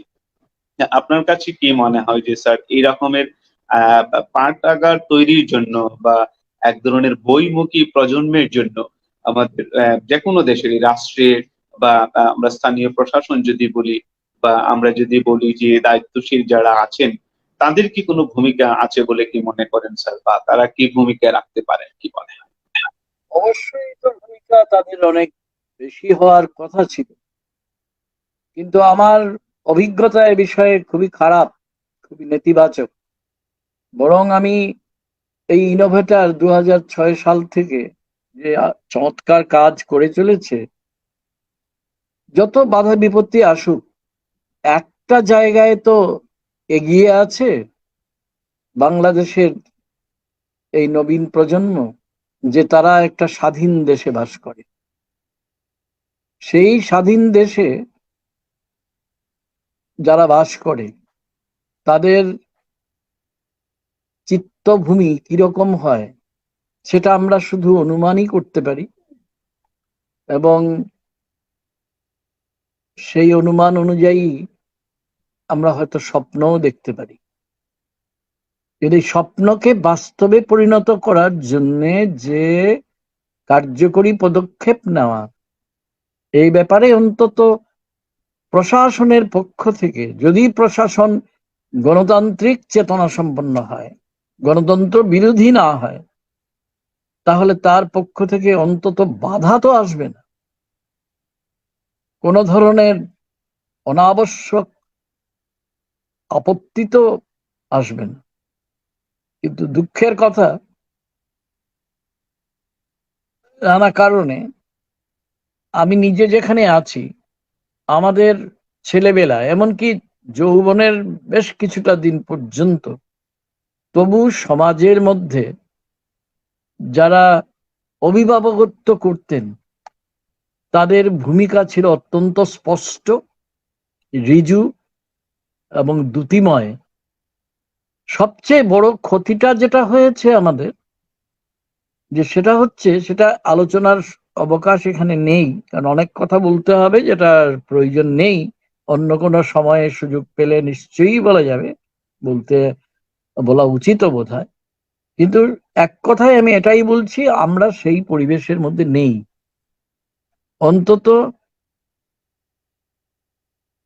এই কারণে নেই যে আমরা আজকে বাঙালি সংস্কৃতিকে, কারণ সমস্ত সংস্কৃতি কিন্তু তার জাতিকে নির্ভর করে গড়ে ওঠে, ধর্ম দিয়ে কোনো জাতি নির্ধারিত হয় না। এই মিথ্যা দ্বিজাতি তত্ত্ব কে সম্পূর্ণ বিভ্রান্তিকর বলে প্রমাণ করেছিল বাংলাদেশের আশ্চর্য অভ্যুদয়, কিন্তু তার উপর ভিত্তি করেই তো দেশটা ভাগ হয়ে গেল। আর হওয়ার পরে যারা বাংলা ভাষায় কথা বলি, তাদের দশাটা কি হয়েছে সেটা যারা শুনছেন তারা অনুমান করে নিন। এবং এটার সঙ্গেই জড়িত আছে যে আমাদের সমাজ থেকে, অন্তত আমি যেখানে আছি সেই পরিবেশ থেকে, সামাজিক অভিভাবকত্বটা একেবারে নিশ্চিহ্ন হয়ে গেছে। এবং তার ফলে অনেক কিছু, কিন্তু আমি এই আলোচনায় আবার বলছি যেতে আমি উৎসাহী নই এই মুহূর্তে, বরং আমি একটু অন্য দিক দিয়ে বলি যে এই বই পড়া একটা আন্দোলন, এটা একটা সামাজিক আন্দোলন, এটা একটা সাংস্কৃতিক আন্দোলন, এবং এটা একটা স্পিরিচুয়ালিটিরও, আমি আধ্যাত্মিক অর্থে বলছি না, দার্শনিক অর্থে বলছি, আত্মিকতার বৃদ্ধিরও আন্দোলন। সে আন্দোলন বাংলাদেশে যেভাবে সম্ভব, সমস্ত বাধা বিপত্তি সত্ত্বেও, সেটা খণ্ডিত ভারতের যে অংশে বাঙালিরা থাকেন সেখানে আর সম্ভব নয়। বাস, এর বেশি আমি আর কিছুই বলছি না। অনেক ধন্যবাদ স্যার। আমার মনে হয় আমাদের সাথে যারা যুক্ত আছেন সকলেই প্রাজ্ঞ দর্শক, দর্শক যারা আছেন, এবং স্যারের কথাগুলো হৃদয় দিয়ে অনুধাবন করার চেষ্টা করবেন। এবং ছোট্ট একটি প্রশ্ন স্যার, অনেকগুলো জিজ্ঞাসা আসছে, তার মধ্যে একটি বিষয় আপনার কাছে একটি জিজ্ঞাসা আসছে স্যার। উজ্জ্বল দাস, সিলেটের মদন মোহন কলেজের শিক্ষক, তিনি একটি প্রশ্ন রেখেছেন যে ভার্চুয়াল মাধ্যমের জন্য নাকি অভিভাবকদের উদাসীনতার জন্য বই পড়ার প্রতি নতুন প্রজন্ম আগ্রহ হারাচ্ছে? ঠিক কোন বিষয়টার জন্য বলে স্যার মনে হয়? ভার্চুয়াল জগতের জন্য অভিভাবকদের জন্য? আমি একটা পুরনো বাংলা কথা বলি, উজ্জ্বল, এক ভস্য আর ছাড় দুষ্গুণ কবকার। এই যে ভার্চুয়াল এটা বলছো, যাদের অভিভাবক বলছি, তারা কি অভিভাবকের দায়িত্ব পালন করছেন? এটার জন্য তো বই পড়তে হয় না, আশেপাশে একটু চোখটা ঘোরালেই তো দেখতে পাই যারা অভিভাবক আছেন। ধরো একটা প্রায় দেখা যায় একটা ছবি তো কথা বলে, ছবিও তো চিহ্ন। যে চারজন বসে, আগে একটা কিছুদিন আগে দেখছিলাম, কোথায় দেখেছি মনে পড়ছে না, চার বন্ধু, এর মধ্যে দুটি মেয়ে দুটি ছেলে আছে বসা, তারা নিজেদের মধ্যে গল্প করছে, কেউ দাঁড়িয়ে আছে, কেউ একটু হাত দিয়ে হয়ে আছে, কিন্তু প্রত্যেকের দিকে দৃষ্টি নিবদ্ধ, বুঝেছো? তার মানে তাদের কেন্দ্র একটা জায়গাতে আছে। কিন্তু আরেকটা ছবি পাশাপাশি দিল, চারজন বসে আছে, চারজনের মুখ চারদিকে, এবং প্রত্যেকের হাতে একটা করে হা থাকা দারাপান, না মা থাকা ফুল, তো বলবো না, যারা বাংলা সাহিত্য পড়েন তারা জানেন, আমি বিদ্যাপতি থেকে বলছি, হা থাকা দারাপান মানে হাতে দর্পণের মতো হয়ে আছে সেই মোবাইল। কিন্তু সেই সময়ে আমাদের টিভির সামনে বসে যারা বুঁদ হয়ে থাকেন নানা ধরনের নেশায় চুঁয়ে পড়া, যে নীল বিষ, তারা কারা? অভিভাবকরাই তো। তারা কি শেখাবেন? তাই আবার বলছি, এক ভস্য আর ছাড় দুষ্গুণ কবকার। অসংখ্য ধন্যবাদ স্যার চমৎকার সমাধানের জন্য। আমি বলবো যে আসলে আমরা শুরু থেকেই যে কথাটি বলছিলাম স্যার, যে আমাদের পরিবার যদি এগিয়ে আসেন, আমাদের মা বাবারা যদি অভিভাবকত্বের ভূমিকা পালন করেন, আমাদের অভিভাবকরা, তাহলে পাঠাগার সৃষ্টির জন্য, পড়ুয়া প্রজন্ম সৃষ্টির জন্য আমাদের আর কারো কাছে দ্বারস্থ হতে হবে না। আমরা অত্যন্ত চমৎকার আলোচনা আমরা শুনছিলাম স্যারের কাছ থেকে। এবং এখন যে বিষয়টি স্যার জানতে চাইছি, আমাদের ইনোভেটরের সকল কার্যক্রমে বলা যায় অধিকাংশই আমাদের তরুণ বন্ধুদের দ্বারা, যারা এখন শিক্ষার্থী আছেন। পাঠক সমাজের যদি কথা বলি, তাদেরও বেশিরভাগ অংশ আমাদের তরুণ প্রজন্ম আছেন, এবং সকলেই আমরা দেখি। এবং কিছুদিন আগে, এটা নিশ্চয়ই স্যার আপনারও জানা আছে, যে আমাদের বাংলাদেশে বই মেলা শেষ হয়েছে।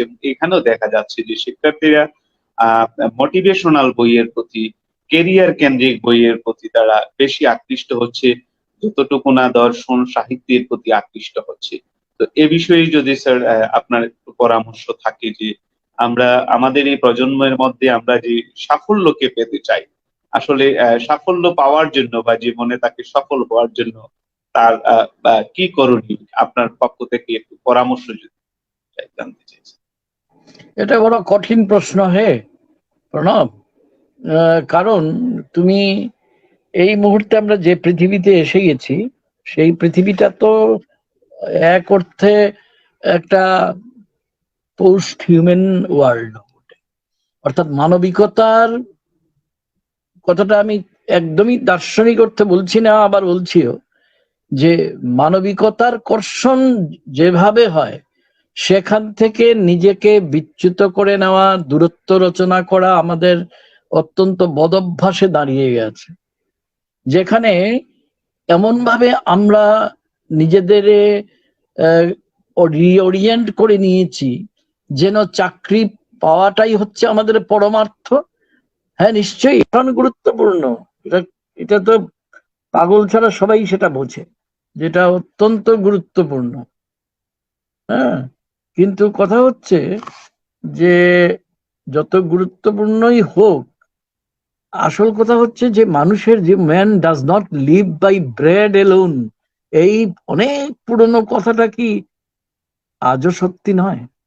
কারণ কথা হচ্ছে এই যে মানসিকতার পরিবর্তন, এর কারণ হচ্ছে সমাজের যে ভিক্ষা, সমাজ ভিক্ষা, যাকে আমরা ওয়ার্ল্ড ভিউও বলে থাকি, জার্মানরা বলেন ভেলটানশাউং, বিশ্ব ভিক্ষা। এই কথাটা এই ভেগেলের সময় থেকেই খুব চলে আসছে। সেই বিশ্বভিক্ষাটাই আমাদের আমূল পরিবর্তিত হয়ে গেছে। কেন? কারণ কারণ সত্যিকারের মানুষ হওয়া কাকে বলে, মানবতার তাৎপর্য কি, এটা নিয়েই তো সমস্যা এবং এটা নিয়েই তো সংকট। আমরা কাকে বলবো সত্যিকারের অর্থে তাৎপর্যবহ জীবন অর্জন করা, সেটাই তো আমাদের কাছে স্পষ্ট নয় এখন। এবং তার ফলে যেটা হয়েছে আর কি, যে আমরা ক্রমাগত নিজেরা নিজেদের কাছ থেকে হারিয়ে যাচ্ছি। সদ্য প্রয়াত হয়েছেন কবি শঙ্খ ঘোষ, তার 4টে পংক্তি তোমাকে শোনাই প্রণব। নায়ের পর না, নায়ের পর না, নায়ের পর না, তারপর কি? পা থেকে মাথা, মাথা থেকে পা, তারপর একটা প্রশ্নতে শেষ হলো। কবিতাটির নাম না। তো আমরা একটা সর্বত ব্যাপ্ত একটা নায়ের মধ্য দিয়ে চলেছে কিনা, সেই জন্যে এই হচ্ছে গিয়ে আমি যেটা বললাম, এটা হয়তো ব্যাধির দিকে তর্জনী সংকেত করলাম, কিন্তু তার প্রতিষেধকটাই তো চাই। এই প্রতিষেধক চাইতে গিয়ে আজকে আমরা বই পড়া নিয়ে কথা বলছি, যখন আজকে উইলিয়াম শেক্সপিয়ারের জীবন এবং মৃত্যু দিন, আজকে শেক্সপিয়ার দিবস, সেই অর্থেই বই দিবস। শেক্সপিয়ারের কাছ থেকেও তো অনেক কিছু পাঠ আমরা নিতে পারি সেখানে। কিভাবে নিতে পারি এটা বলতে গেলে এত বড় হয়ে যাবে, সেটা থাক। আসল কথা, আমরা নিজেরা নিজেদের জীবন থেকে নিজেদের বিসর্জন দিয়ে দিয়েছি, নিজেদের ভুলে গিয়েছি। সেই যে হ্যামলেটের থার্ড অ্যাক্টের সেকেন্ড সিনের সেই বিখ্যাত soliloquy, world famous soliloquy, to be or not to be, that's the question, whether it's nobler in the mind to suffer the pangs and arrows of outrageous fortune, not to take arms against a sea of troubles and by opposing and them. এর পরের অংশ আর বলছি না, মুখস্থ আছে আমার। কিন্তু এই যে বাই অপোজিং এন্ড দেম, যা কিছু আমার মানব হয়ে ওঠার, মানব বিশ্বে আমার স্থান করে নেওয়ার পক্ষে প্রতিবন্ধক, আমরা কি এটাকে অপোজ করতে পাঠ নিচ্ছি, নাকি আমরা শুধু শুরুতে এবং শেষে শুধু প্রকাশ্য এবং গোপন সমঝোতার মধ্য দিয়ে, কম্প্রোমাইজের মধ্য দিয়ে এগোবার পাঠ নিচ্ছি আমাদের আজকের বিভ্রান্ত সমাজ থেকে? তাহলে বই পড়বো, আজকের বই পড়াই হোক প্রতিষেধক। বই পড়ার মধ্য দিয়েই আমরা অনেক রকম পথ সেখানে বাতলে দেওয়া আছে, কে কোনটা গ্রহণ করবে সেটা আগে যে বলেছি না, যে তার প্রত্যুত্তর যোগ্যতার উপর নির্ভর করে। এইটুকুই বললাম আপাতত। অসংখ্য ধন্যবাদ স্যার, চমৎকার। আমরা আপনার দিক নির্দেশনা আশা করছি আমাদের সাথে যারা যুক্ত আছেন, আমরা সেই আলোকে আমাদের জীবন গঠনের দিকে আমরা এগিয়ে যাব। উপস্থিত যারা দর্শক আছেন, যারা দেখছেন এই অনুষ্ঠানটি, তারা নিশ্চয়ই বইয়ের প্রতি ভালো লাগা থেকে আজকে এখানে আমাদের সাথে যুক্ত হয়েছেন সবাই। আমরা সকলের কাছে কৃতজ্ঞ। আমরা চাই যে আমাদের প্রত্যেক পরিবারেই এই রকমের পাঠক সৃষ্টি হোক, এবং স্যারকে অশেষ কৃতজ্ঞতা যে স্যার দীর্ঘ সময় আমাদেরকে দিয়েছেন, কিন্তু এখনই আমরা স্যারকে ছাড়বো না। আমরা স্যারের কাছ থেকে অনুষ্ঠানের শেষে একটি কবিতা শুনবো। আমরা স্যারের একটি কবিতা অথবা দু লাইন কবিতা অথবা স্যারের স্মৃতি থেকে যেভাবে হোক আমরা শুনতে চাই। তার আগে আমি আমাদের সাথে যুক্ত আছেন রেজওয়ান আহমদ, ইনোভেটরের মুখ্য সঞ্চালক রেজওয়ান আহমদ ভাইকে। তিনি তার সমাপনী বক্তব্য দেবেন, এবং এরপর আমরা স্যারের কবিতা শুনতে শুনতে আজকের অনুষ্ঠানের আমরা সমাপ্তি টানতে চাই। ইনোভেটরের বই পড়া না পড়া অনুষ্ঠানে উপস্থিত পরম শ্রদ্ধাভাজন তপোধীর স্যার এবং এই অনুষ্ঠান যারা দেখছেন আমার প্রিয় দর্শক মণ্ডলী, সবাইকে ইনোভেটরের পক্ষ থেকে শুভেচ্ছা জানাচ্ছি, কৃতজ্ঞতা জানাচ্ছি। দীর্ঘক্ষণ থেকে আপনারা এই অনুষ্ঠান দেখছেন। দেশে বিদেশে যারা অবস্থান, যারা বই প্রেমিক এই অনুষ্ঠান দেখছেন, তাদেরকে আমি আমার ব্যক্তিগত পক্ষ থেকে, ইনোভেটরের পক্ষ থেকে কৃতজ্ঞতা জানাচ্ছি। প্রথমে আমি কৃতজ্ঞতা জানাই তপোধীর দাকে। আমরা নিজেকে তিনটি পরিচয়ে বিভিন্ন সময় আমরা নিজেকে পরিচিত করি। প্রথমে আমি নিজেকে বাঙালি মনে করি, দ্বিতীয়তে আমি নিজেকে সিলেটি হিসেবে গর্বিত মনে করি, আর সর্বশেষ যেটা আমি পৃথিবীর বিভিন্ন জায়গায় যখন গিয়েছি, যখন নিজেকে বিয়ানীবাজারের সন্তান হিসেবে পরিচয় দেই, তখন অন্যভাবে আমি নিজেকে গর্বিত মনে করি। আজকের অনুষ্ঠানের শুরুতেই তপোধীর স্যার যেভাবে আমাকে স্বজন হিসেবে নিয়েছেন, যখন শুনেছেন আমার বাড়ি বিয়ানীবাজার, তখন নিজেকে গর্বিত মনে হয়েছে। আমি প্রথমে আমি স্যারকে এই দীর্ঘক্ষণ আমাদের এই পাঠকদেরকে উৎসাহী ব্যঞ্জক যে বক্তব্য রেখেছেন, এজন্য ওনার কাছে আমি কৃতজ্ঞতা জানাই।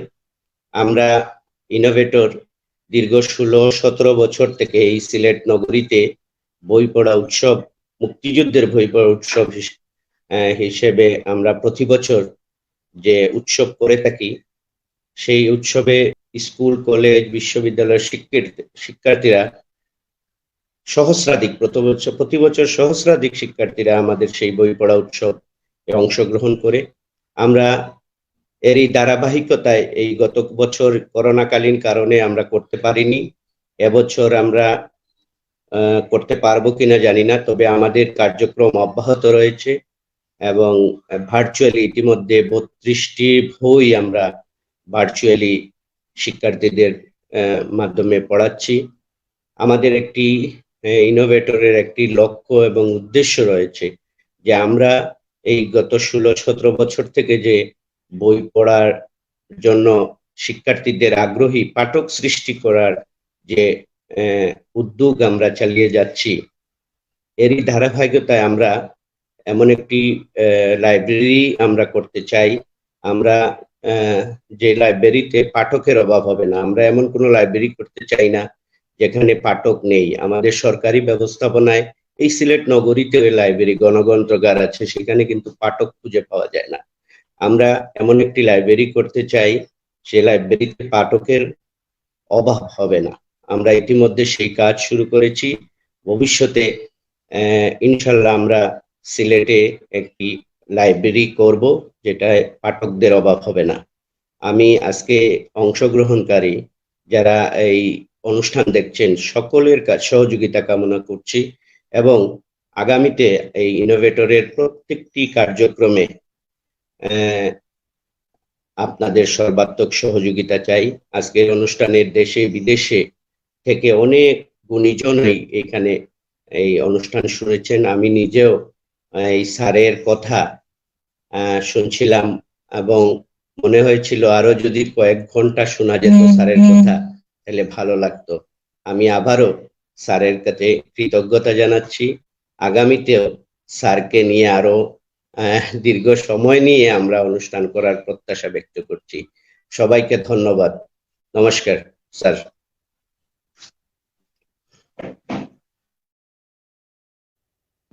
অনেক ধন্যবাদ। আমরা রেজন ভাইয়ের কথা শুনছিলাম। দর্শকবৃন্দ, আপনারা যেটুকু শুনেছেন যে আমাদের একটি লক্ষ্য আছে, আমাদের একটি স্বপ্ন আছে যে আমরা একটি পাঠাগার স্থাপন করতে চাই। আগে পাঠাগার নয়, আমরা আগে পাঠক সৃষ্টি করতে চাই। তার জন্য গত 15 বছর যাবত আমরা সেই কাজটি করছি। আমরা আমাদের স্বপ্নের সেই পাঠাগারে আমরা পাঠক চাই, পাঠকের পদচারণায় যেন মুগ্ধ হয়, সেই আশাবাদ আমরা করি। আজকের এই অনুষ্ঠানে আপনারা যারা যুক্ত হয়েছেন, আবার সকলকে ধন্যবাদ এবং কৃতজ্ঞতা জানাচ্ছি। আসলে যেটি হচ্ছে যে ডক্টর তপোধীর ভট্টাচার্যের মতো এই রকমের একজন পণ্ডিত ব্যক্তির স্যারের কথা 1 ঘন্টা 1.5 ঘন্টায় শুনলে সেটি শেষ হওয়ার মতো না। কিন্তু নানা কারণে আমাদের পবিত্র রমজান মাস আমাদের চলছে। তারপর স্যারের বয়স, স্যারের সময় সবকিছু মিলে আর আমরা বিভিন্ন ধরনের যান্ত্রিক গোলযোগের মধ্য দিয়েও যাচ্ছি। আমরা আশা করব যে আমাদের পাঠকদের জন্য, বিশেষ করে সিলেটের জন্য স্যারকে আমরা যখনই আমন্ত্রণ জানাবো, সময় সুযোগ স্বাস্থ্যগত দিক বিবেচনায় আমরা স্যারকে আমরা পাবো, সেটি আমরা প্রত্যাশা করতে পারি। এবং আমরা আজকের অনুষ্ঠানটি শেষ করব ডক্টর তপোধীর ভট্টাচার্যের একটি স্বরচিত কবিতা শোনার মধ্য দিয়ে। স্যার।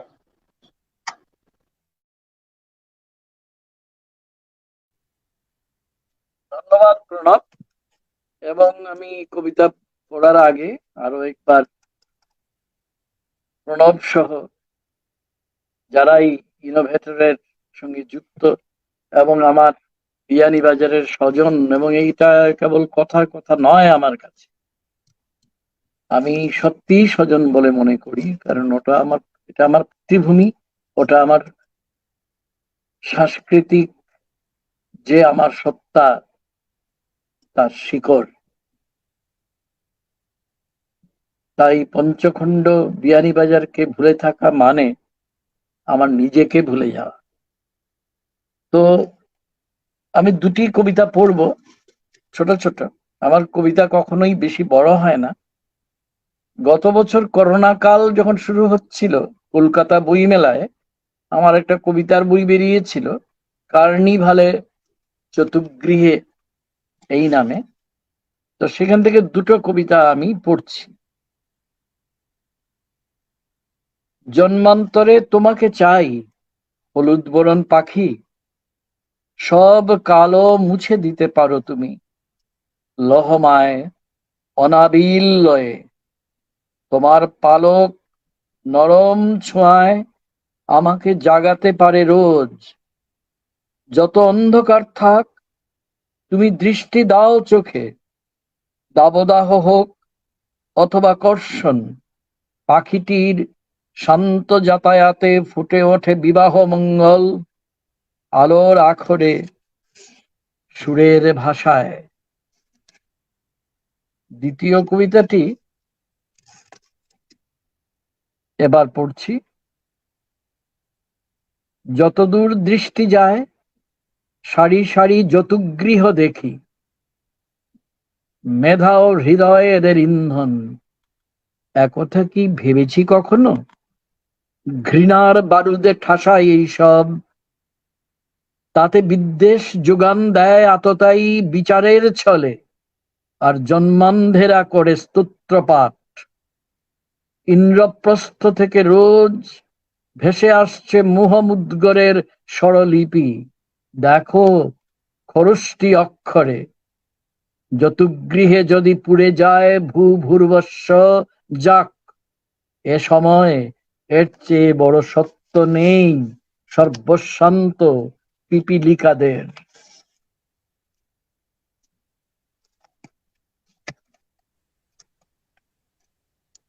অসংখ্য ধন্যবাদ স্যার আপনার।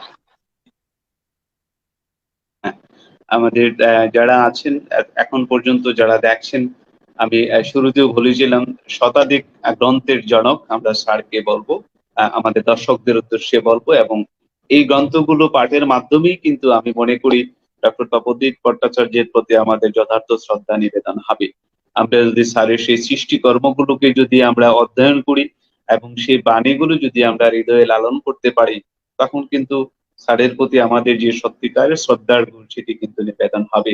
এবং আজকের অনুষ্ঠান যদি আমরা মনে করি কিছুটা হলেও সার্থক হয়েছে, তখনই হবে যদি আমরা সেই বইগুলো আমি যেগুলো বললাম, এবং বাংলাদেশেও বইগুলো সব জায়গাতেই পাওয়া যায়, অনলাইনে পাওয়া যায়। বাংলাদেশের বাতিঘর থেকে শুরু করে আমাদের যে অভিজাত বই বিপণী কেন্দ্রগুলো আছে, সব জায়গাতেই স্যারের বইগুলো পাওয়া যায়। বিশেষ করে স্যারের একটি বই অত্যন্ত জনপ্রিয়, যেটির নাম আমি না বললেই না হয়, প্রতীচ্যের সাহিত্য তত্ত্ব নামে স্যারের যে বইটি আছে, খুবই জনপ্রিয় একটি বই। ছোট গল্পের শোলক সন্ধানে আরেকটি চমৎকার বই, কবিতার রূপান্তর স্যারের আরেকটি চমৎকার বই, কবিতা নন্দন ও সময়, আমরা যারা কবিতা নিয়ে চর্চা করি ভাবি যারা, তাদের জন্য এই বইগুলো অত্যন্ত, এবং জ্যাক দেরিদা নিয়ে, প্রলাপ বার্তে নিয়ে স্যারের অনেকগুলো আমরা বলবো যে বই আছে।